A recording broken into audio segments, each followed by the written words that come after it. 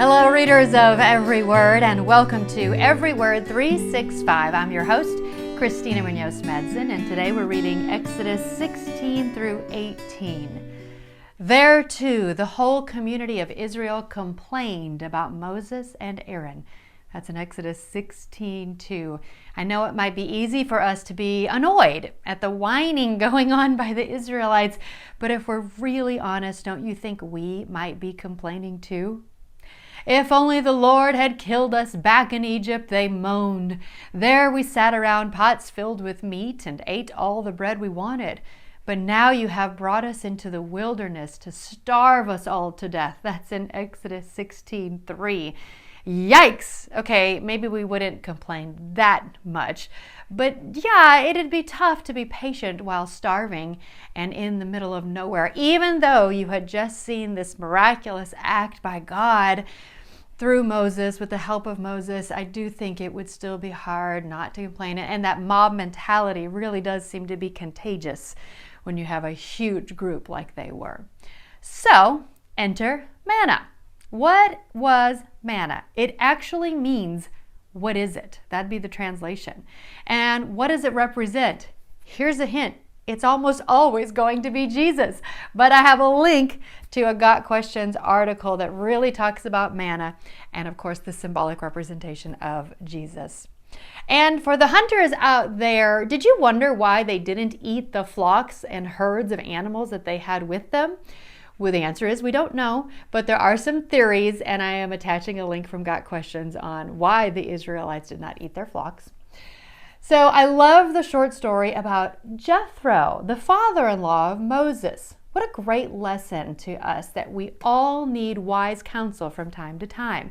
No matter how much we think we know, or even if God actually talks to us, like in the case of Moses, we still need to surround ourselves with godly mentors that will call us out and speak the truth in love. What a great lesson for those of us who take on too much and instead need to delegate to others we trust.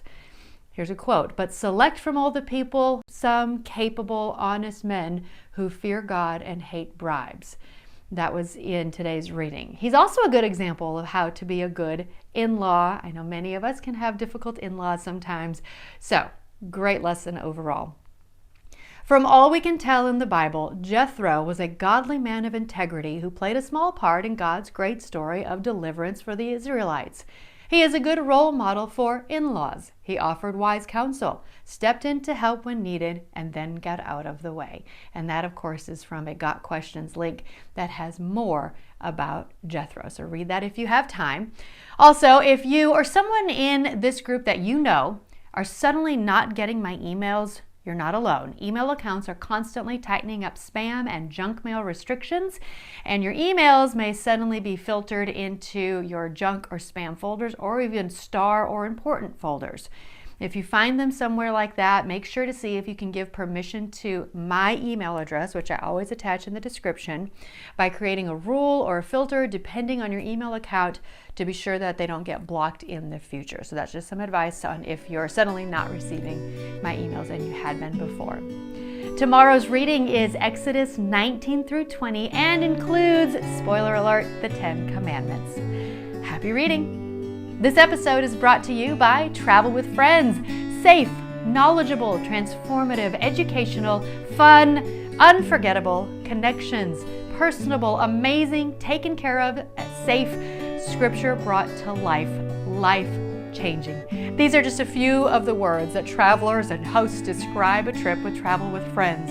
Traveling to different locations throughout the world, these few words describe what the majority of the tour groups feel and experience. If you want to travel with a trustworthy, dependable, and reliable organization, just give us a call at 501-379-9226 or email friends@travelwithfriends.com or click the link in the podcast description and let us make your travel dreams come true.